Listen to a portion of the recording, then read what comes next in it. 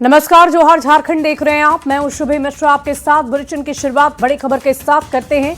पलामू से बड़ी खबर आ रही है, जहां अंधविश्वास की आड़ में 3 लोगों की हत्या हो गई है। पांकी थाना क्षेत्र के कुशडी गांव की घटना है। यहां एक ही परिवार के 3 लोगों की टांगी से काटकर हत्या कर दी गई है। मृतक विजय भुइयां, पत्नी हेमंती देवी, पुत्र छोटू कुमार की हत्या हुई। गांव के ही रविंद्र भुइयां और प्रमोद भुइयां पर हत्या के आरोप लगे हैं। सभी आरोपी मौके से फरार बताए जा रहे हैं। पुलिस ने शव को पोस्टमार्टम के लिए भेजा है। फरार आरोपियों की गिरफ्तारी के लिए छापेमारी की जा रही है। बड़ी खबर आपको इस वक्त पलामू से बता रहे हैं, जहां अंधविश्वास की आड़ में 3 लोगों की हत्या कर दी गई है। विजय की पत्नी और बेटे की भी हत्या हो गई है। पलामू से बड़ी खबर आपको बता रहे हैं, आरोपी फरार हैं। गिरफ्तारी में फिलहाल पुलिस जुटी हुई है। ये बड़ी जानकारी आपको दे दें पलामू से। ये बड़ी खबर, अंधविश्वास की आड़ में 3 लोगों की हत्या हुई है। पलामू से खबर आपको बता रहे हैं, पांकी के कुशडी गांव की घटना बताई जा रही है।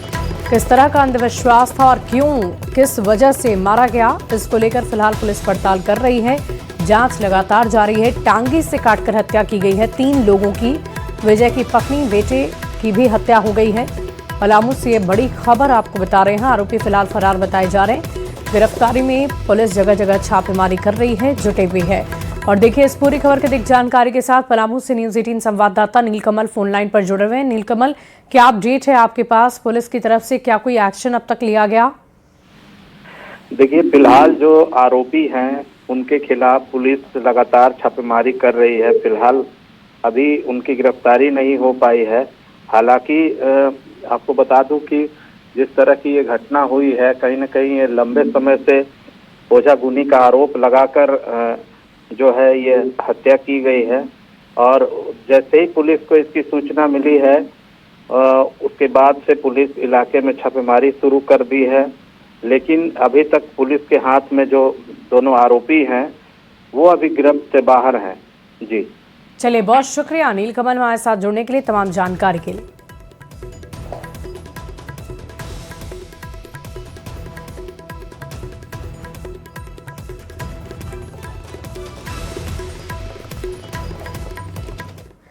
और देखिए खबर राजधानी रांची के खादगड़ा बस स्टैंड से आ रही है, जहां अफरा तफरी मच गई। बस स्टैंड में खड़ी 6 बस में आग लग गई और आग लगने से ये बसें पूरी तरह जलकर खाक हो गई है। शुरुआत में एक बस में आग की लपटें देखने को मिली, जिसके बाद स्थानीय लोग आग बुझाने में जुटे। आग की लपटें इतनी तेज हो गई कि देखते ही देखते दूसरी बसों को भी आग ने अपनी चपेट में ले लिया। आपको बता दें कि साल 2023 में भी आग लगने की घटना हुई थी, जिसमें स्टैंड में खड़ी 9 बसें जलकर खाक हो गई थी। लोगों ने आरोप लगाया कि स्टैंड में एक भी फायर ब्रिगेड की गाड़ी नहीं रहती है, जिससे आग से निपटने की परेशानी ज्यादा बढ़ जाती है। और अधिक जानकारी दे रहे हैं न्यूज़ 18 संवाददाता ओम प्रकाश। आगे मत जाइए, आगे मत जाइए, आगे मत जाइए। ब्लास्ट करेगा टायर वाली सब जितना टर्न करना। खादगड़ा बस स्टैंड में आज अफरा तफरी का माहौल देखने को मिल रहा है और इसकी सबसे बड़ी वजह है बसों में आग लगना। यहाँ पर जो 6 बसें खड़ी थी उसमें अचानक से आग लगी है और जिस वजह से जो आग की लपटें हैं वो लगातार बढ़ती गई और दूसरे बसों को भी अपने चपेटे में लिया। बता दें कि अब तक इस आग में 6 बस जो है वो पूरी तरह से जलकर खाक हो चुकी है और फायर ब्रिगेड के करीब 3 से 4 गाड़ियाँ यहाँ पर पहुँची है, जिससे आग पर काबू पाने का प्रयास किया जाए। किस तरह से अरे बहुत, यहाँ एक दमकल का रेगुलर जरूरत है। 24 घंटे यहाँ पे जरूरत है एक दमकल के लिए। 24 आवर एक दमकल यहाँ पे जरूरत है।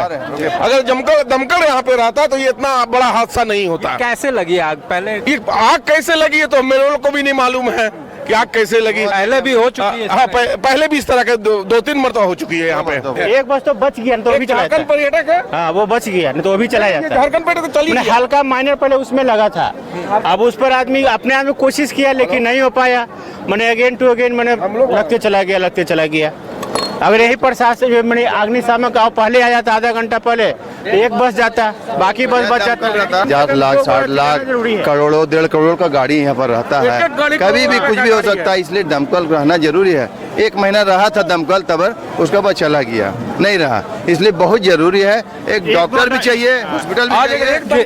तो बता दें कि यहाँ पर जो गाड़ियाँ हैं वो पूरी तरह से जलकर खाक हो चुकी हैं। अब तक जो 6 बसेज हैं वो यहाँ पर देख सकते हैं वो जलकर खाक हुई हैं। खासतौर से बात की जाए तो फिलहाल फायर ब्रिगेड के कर्मी भी लगातार जुटे हुए ताकि आग पर काबू पाया जा सके। जो आग की लपटें हैं वो अभी भी खत्म होने का नाम नहीं ले रही हैं। इस वजह से केमिकल का भी इस्तेमाल जो है वो किया जा रहा है। आग पर काबू पाने का प्रयास किया जा रहा है ताकि खासतौर से इस तरह की घटनाएं न हो। और जो लोग हैं उनका भी कहना है कि यहाँ पर दमकल की गाड़ियाँ हमेशा रहनी चाहिए ताकि इस तरह की घटनाएं होने पर उस पर तुरंत काबू पाया जा सके। रांची से न्यूज़ 18 के लिए ओम प्रकाश। बढ़ते आगे, धनबाद के नेताजी सुभाष चंद्र बोस गोमो रेलवे स्टेशन के प्लेटफॉर्म संख्या 1 के पीछे झाड़ियों में आग लग गई। आग इतनी भीषण थी कि इसकी तेज लपटें और उससे निकलता धुआं कई किलोमीटर दूर तक देखा जा सकता था। आग की लपटें देख मौके पर लोगों की भीड़ एकत्रित हो गई। मौके पर पहुंचे रेल सुरक्षा कर्मी, रेल कर्मियों ने किसी तरह से आग पर काबू पा लिया। लोगों ने बताया कि इस आग में किसी तरह की जानमाल की क्षति नहीं हुई है। पीछे दुकान में थे, दुकान में रहते हैं, दुकान से पता चला, एक बार धुआं उठने लगा। अभी आग में नियंत्रण पाया गया। पोस्ट से ही धुआं दिखाई दिया तो सारे लोग दौड़ करके आए, जितने भी थे सारे टाइम पर, और आकर के आग को बुता दिया गया।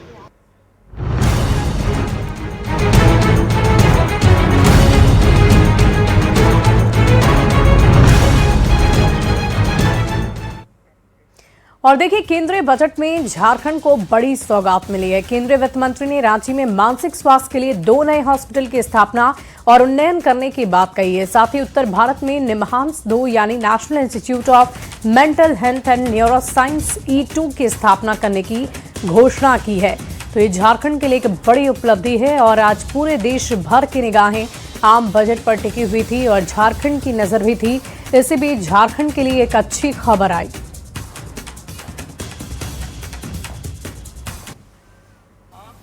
मानसिक स्वास्थ्य और ट्रॉमा केयर के लिए हमारी वचनबद्धता की पुनः पुष्टि। उत्तर भारत में मानसिक स्वास्थ्य के लिए कोई राष्ट्रीय संस्थान नहीं है, इसलिए हम निमहांस 2 की स्थापना करेंगे और रांची तथा तेजपुर में राष्ट्रीय मानसिक स्वास्थ्य संस्थानों का क्षेत्रीय शीर्ष संस्थानों के रूप में उन्नयन भी करेंगे। और देखिए, केंद्रीय बजट में झारखंड अपनी उम्मीदों को एक बार फिर तलाशता हुआ नजर आया। हालांकि रांची में बेंगलुरु की तर्ज पर निमहांस 2 की स्थापना की बात कही गई है और ऐसे में क्या ये रांची में केंद्रीय मन चिकित्सा संस्थान का अपग्रेडेशन होगा या फिर बेंगलुरु की तर्ज पर नए संस्थान का निर्माण किया जाएगा। हालांकि बजट में पूर्वी राज्यों के विकास की बात कही गई है और ऐसे में बजट की डिटेलिंग का इंतजार किया जा रहा है कि इसमें और क्या कुछ बातें निकलकर सामने आएंगी। केंद्रीय बजट में झारखंड कहां है, क्योंकि बजट के दौरान झारखंड का नाम रांची के तौर पर एक बार आया, पूर्वी राज्यों के विकास की बात आई, स्पोर्ट्स यूनिवर्सिटी की बात आई, इंडस्ट्री की बात आई। ऐसे में झारखंड इस बजट में क्या है सीधे जानेंगे। हमारे साथ यहाँ पर झारखंड चैम्बर का बड़ा पैनल है, सीधे जानेंगे, सीधे अध्यक्ष हैं, तमाम लोग यहाँ मौजूद हैं। बोले कि अगर इस बजट में हम झारखंड को तलाशना चाहें, ढूंढना चाहें, तो झारखंड को कहाँ पा रहे हैं? देखिए, इस बार जो बजट है वो निश्चित रूप से मील का पत्थर साबित होगा और देश के परिप्रेक्ष्य में अगर हम लोग देखें तो तमाम क्षेत्रों को इसमें ध्यान दिया गया है, चाहे वो हमारे युवा वर्ग हो, चाहे बुजुर्ग हो, चाहे हमारे छात्र हो, चाहे महिलाएं हो, चाहे व्यवसायीगण हो और उद्योग एमएसएमई से में बहुत सारी रियायतें हैं और ये इसका जो फल है वो झारखंड में भी हम लोग को देखने को आएगा। अपना की बात हो रही है, निश्चित रूप से हमारे प्रदेश के लिए ये एक मील का पत्थर साबित होगा। इससे मेडिकल टूरिज्म बढ़ेगा। और की बात की, क्या यह सीआईपी जो पहले से है उससे अलग होगा या अपग्रेडेशन की बात है? ये देखिए, मुझे लगता है कि इसमें अपग्रेडेशन के अलावा नया एक वृहद रूप से नेशनल लेवल का जो इंस्टीट्यूट की स्थापना होगी और इससे यहाँ पर पूर्ववर्ती राज्यों में ये एक बहुत बड़ा मेंटल इलनेस का हब बन के आएगा जो हमारा झारखंड की नजर अभी झारखंड पे है, क्योंकि हमारे यहाँ जो भंडार है क्रिटिकल मिनरल्स का, ये बिग गेम चेंजर होने वाला है आने वाले दिनों में और यही झारखंड को बाकी राज्यों से आगे करेगा। स्पोर्ट्स सेंटर की बात करें, इंडस्ट्री की बात करें, हम उसमें भी कहाँ हैं इस बजट में? देखिए, इंडस्ट्री में एक चीज तो हुआ है, जो कॉर्पोरेट टैक्स को 15% से 14% किया गया है, तो जो 1% लेस किया गया है उससे काफी फायदा होगा और वो फायदा सबको मिलेगा। और दूसरा, जो पहले बिजनेस छोटे टैक्स में सजा होती थी तो उसमें अब जुर्माना लगेगा, तो इससे भी हमने अभी बैंगलोर का, जैसे हमारे महासचिव जी ने बताया, बैंगलोर का वो देखा कॉन्फिडेंट ग्रुप सुसाइड किया, तो उससे ये जुर्माने वाला प्रावधान काफी अच्छा है और ये हर बिजनेसमैन में या कॉमन बिजनेसमैन में, लेमैन में, ये इंडिया में बहुत अच्छा स्टेप है, बहुत वेलकम स्टेप है।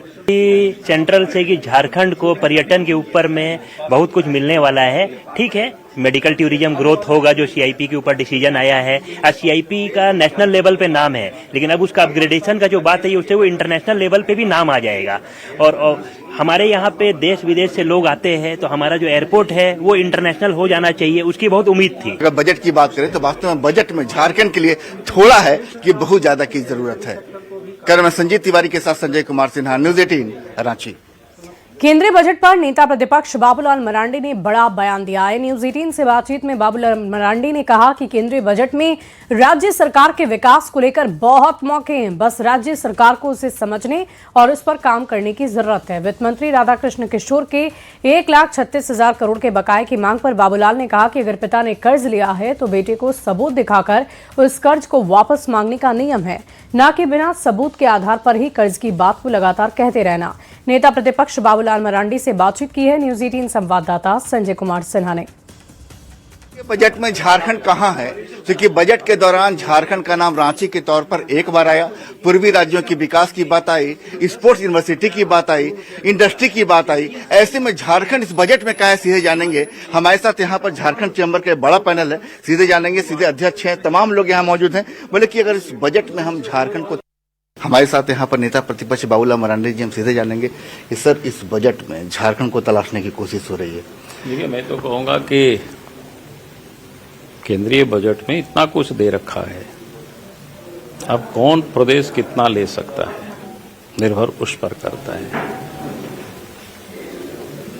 अभी आपने केंद्रीय बजट की भाषण अगर आप सुन रहे थे सीतारमण जी की, एक तो उन्होंने कहा कि 200 देश भर में औद्योगिक कॉरिडोर बनेंगे, तो झारखंड उसमें भी ले सकती है। उसके लिए सरकार को जमीन देना, सरकार को काम करना।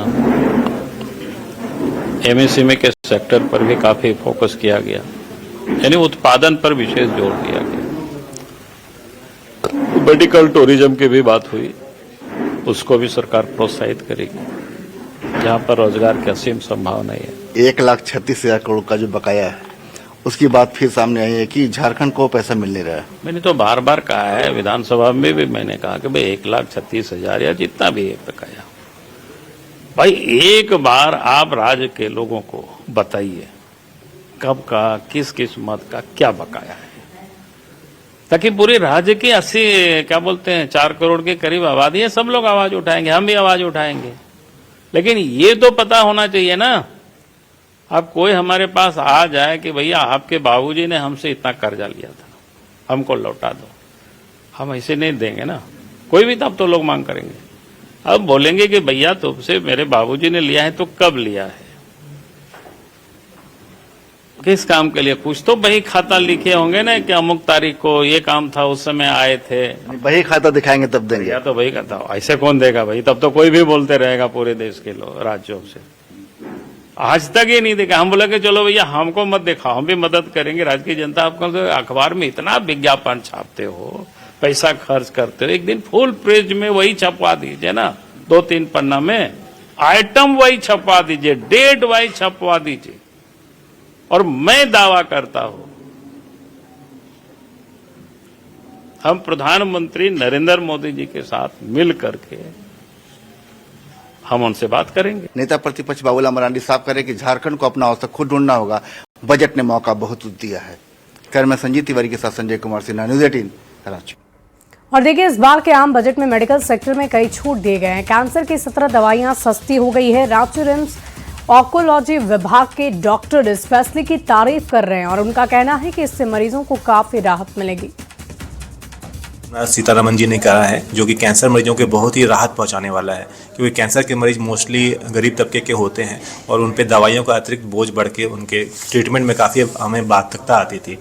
अब जब से ऐसा पता चला है कि कुछ दवाइयाँ सस्ती हो जा रही हैं, जिसमें से कि मेनली इम्यूनोथेरेपी हैं, जो काफ़ी कॉस्टली थी, जिनका treatment cost more than 5 lakh 6 lakh जाता था। उन दवाइयों को अगर इस ग्रुप में शामिल किया गया है तो दवाइयाँ काफ़ी सस्ती हो जाएंगी और मरीजों का इलाज करना हमारे लिए काफ़ी आसान हो जाएगा। प्लस जो गरीब तबके के मरीज हैं वो भी इन दवाइयों को अफोर्ड कर पाएंगे। और केंद्रीय बजट का प्रदेश बीजेपी ने खुलकर स्वागत किया है। प्रदेश बीजेपी कार्य समिति की सदस्य राष्ट्रीय जयंती ने केंद्रीय बजट में झारखंड को मिलने वाली सौगात का जिक्र एक गीत के तौर पर किया है।